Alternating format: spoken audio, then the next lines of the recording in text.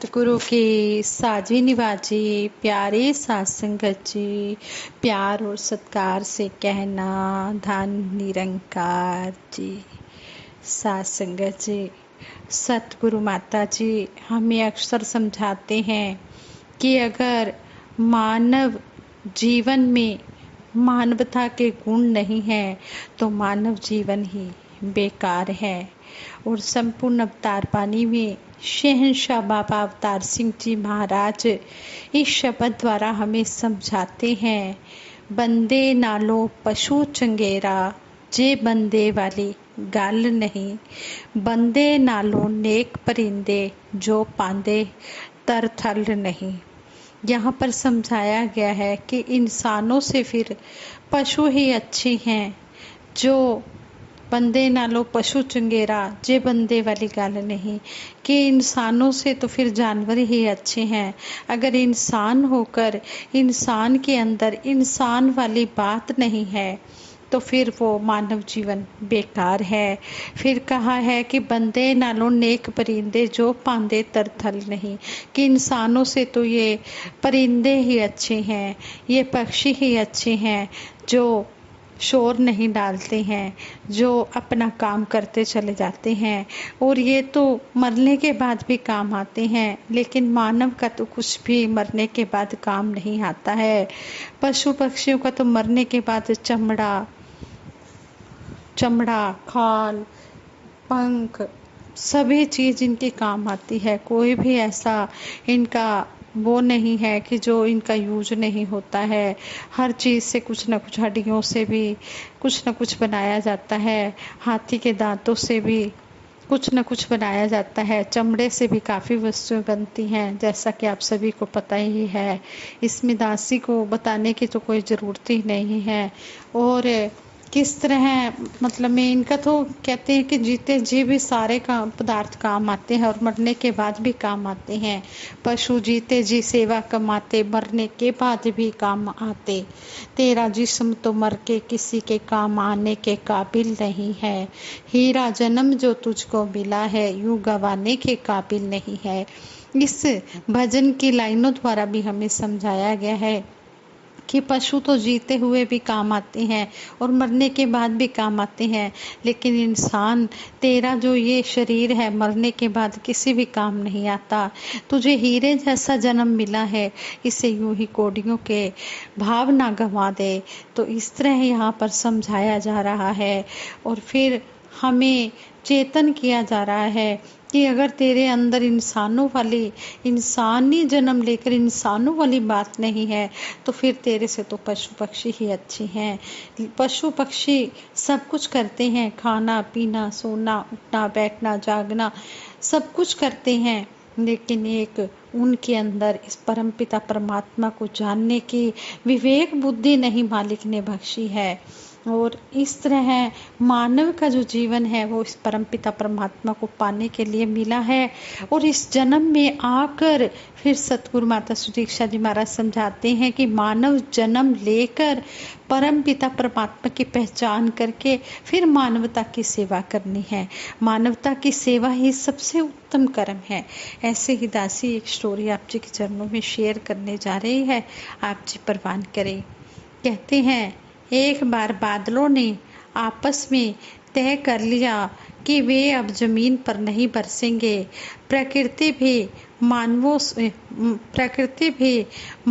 से क्रोधित थी। मानव ने उसके सभी नियमों का उल्लंघन जो शुरू कर दिया था। अब बादल उमड़ते घुमड़ते आते और जलती धरती को देखकर वापस लौट जाते। वे आपस में कहते, मनुष्य को परमात्मा ने संसार का सबसे श्रेष्ठ जीव बनाया, परंतु मनुष्य अपने ही मतलब में इतना खो गया कि उसने अपने जीवन के सौंदर्य से झूमते पेड़ों को काट दिया। सिर्फ खुद जीने के लिए जिंदगी का हर चिन्ह मिटा दिया, हर निशान मिटा दिया। अब इसे मिट जाना चाहिए। एक दिन बादल घूम रहे थे। अचानक ही उनकी नज़र एक बालक पर पड़ी। सुबह से ही भूख से उसकी आंतें कैसे उसकी भूख से वह तड़फ रहा था, उसकी आंतें कुलबुला रही थी। अकाल के इस भयंकर समय में रोटी कहाँ मिलती। सहसा उसने देखा एक छोटी सी चिड़िया जो शायद प्यास के कारण मरने जा रही थी, उसके सामने गिरी। उसकी चोंच खुली हुई थी और वह निरीह दृष्टि से, वह दया वाली दृष्टि से उस बच्चे की ओर देख रही थी। अपनी भूख मिटाने के लिए उस बच्चे के पास कुछ घूंट पानी ही शेष था। उसने एक बार पक्षी की ओर देखा और एक बार पानी की ओर देखा। उसने पानी का गिलास उठा लिया और बूंद बूंद कर पक्षी की खुली चोंच में डालने लगा। उसके कांपते हाथों से कुछ पानी जमीन पर गिरता तो कुछ पक्षी की चोंच में गिरता। धीरे धीरे सारा पानी खत्म हो गया, परंतु पक्षी ने अपनी आंखें खोल दी और पंख फड़फड़ाने लगा। वह बच्चा मुस्कुराया और होश खोकर वहीं गिर पड़ा। बादल यह सब देख रहे थे। उस नन्हे से मासूम का यह बलिदान देखकर बादल रो पड़े। धरती का आंगन भीगने लगा, लोग मुस्कुराने लगे। बादलों ने भी एक दूसरे को देखा और कहा, जब तक खुद को दूसरों की खुशियों पर मिटाने वाले लोग हैं, जिंदगी खत्म नहीं हो सकती। तो ये जो संत महात्मा होते हैं, ये ही ऐसा काम कर सकते हैं। जो सतगुरु की शिक्षाओं पर चलते हैं, यही ऐसा काम कर सकते हैं कि जलते हुए संसार को बचा सकते हैं। संत न होते जगत में तो जल मरता संसार। संतों महात्माओं के सहारे ही ये धरती टिकी हुई है। दया धर्म का मूल है, पाप मूल अभिमान। तुलसी दया न छोड़िए जब लग घट में प्राण। कहते हैं कि दया धर्म का मूल है और पाप का मूल अभिमान है। तुलसीदास जी कहते हैं कि तुलसी दया न छोड़िए जब लग घट में प्राण। तुलसीदास जी कहते हैं जब तक इस शरीर में प्राण है, हमें कभी भी दया करनी नहीं छोड़नी चाहिए। हमें हर एक, चाहे पशु है, चाहे पक्षी है, चाहे मानव है, हम सभी इस परमात्मा के बनाए हुए हैं। जीव जंतु, पशु पक्षी, मानव, सभी का हम दिल से सभी के साथ प्यार करें और सभी को हम दिल से दया करें सभी के ऊपर, और सभी की हम सेवा करें। इसी तरह कहते हैं, एक बच्चे को आम का पेड़ बहुत पसंद था। जब भी फुर्सत मिलती वह आम के पेड़ के पास पहुंच जाता, पेड़ के ऊपर चढ़ता, आम खाता, खेलता और थक जाने पर उसी की छाया में सो जाता। बच्चे और आम के पेड़ के बीच एक अनोखा रिश्ता बन गया। प्रेम और अपनेपन वाला यह रिश्ता बहुत अनोखा था। समय बीतता गया, बच्चा जैसे जैसे बड़ा होता गया वैसे वैसे उसने पेड़ के पास आना कम कर दिया। कुछ समय बाद तो उसका आना बिल्कुल ही बंद हो गया।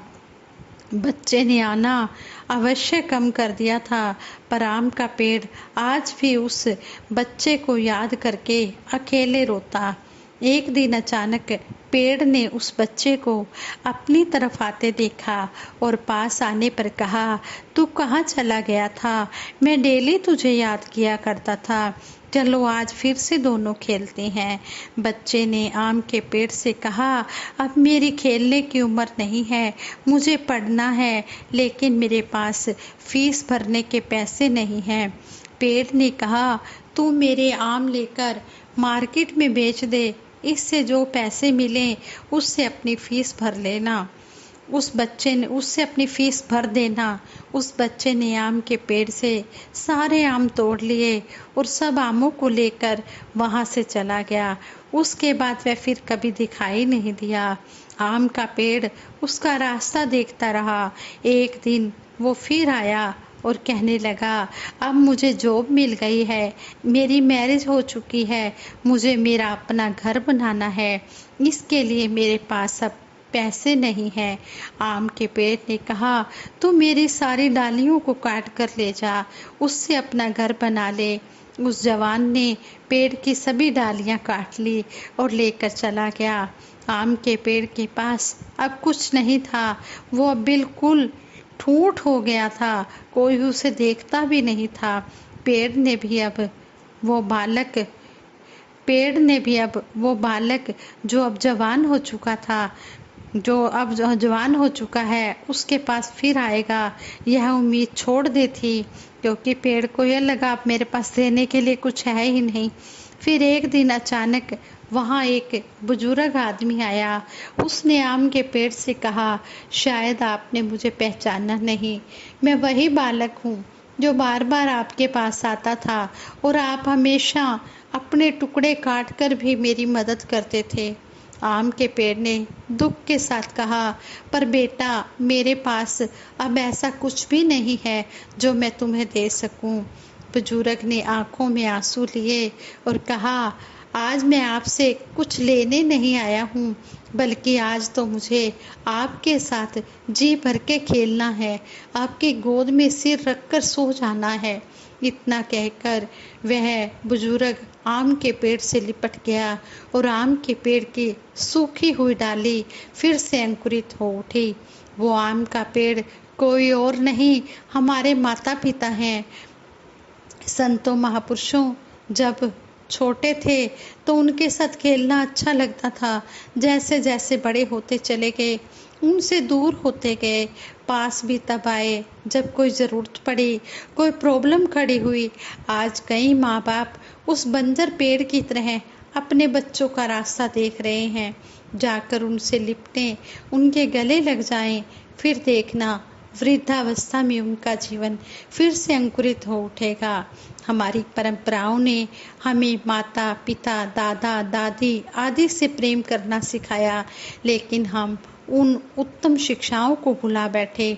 अब भी समय है संभलने का, प्रेम लेने और प्रेम देने का, और इस प्रकार अपने और अपने माता पिता का सम्मान सत्कार करने का। माता पिता प्रभु गुरु चरणों में दंडवत बारंबार, हम पर किया बड़ा उपकार। हम माता पिता और गुरु का ऋण कभी भी नहीं चुका सकते हैं। हम इनके चरणों में दंडवत प्रणाम, बारंबार दंडवत प्रणाम करते हैं कि इन्होंने हमारी ज़िंदगी बनाई है। हमारा भी फ़र्ज़ बनता है जब हमारे पेरेंट्स बुजुर्ग हो जाएं तो हम उनकी दिल से सेवा करें, आदर सत्कार करें, और इसी तरह सतगुरु को भी हम खुश कर पाएँ।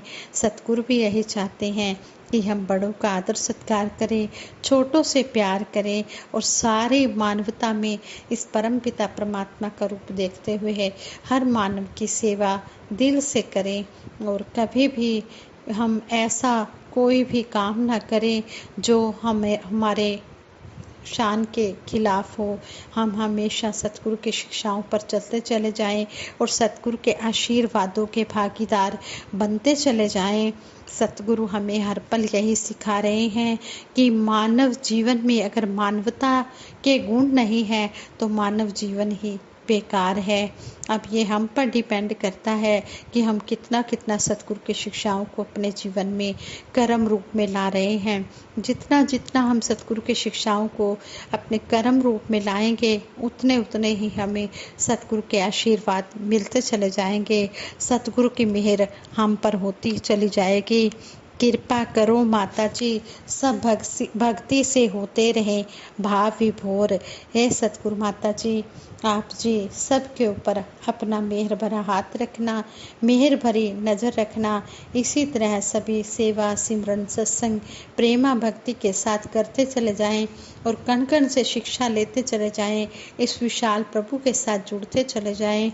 जिस तरह आप जी हमें यह दिव्य गुण सिखा रहे हैं, प्रेम, नम्रता, सहनशीलता, प्रेमा भक्ति, विशालता, हम इन बातों को अपने जीवन में अपनाएं और सारे ही संसार में हम स्वर्ग का पैगाम दें, स्वर्ग फैलाएं।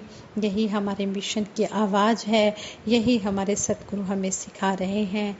ये विचार करते हुए दासी से बहुत सी गलतियां हुई होंगी, उन गलतियों के लिए आप जी क्षमा कर देना और आगे के लिए सद्विचार, सद्मार्ग, सद्बुद्धि देना। साथ संगत जी प्रेम से कहना, धन निरंकार जी।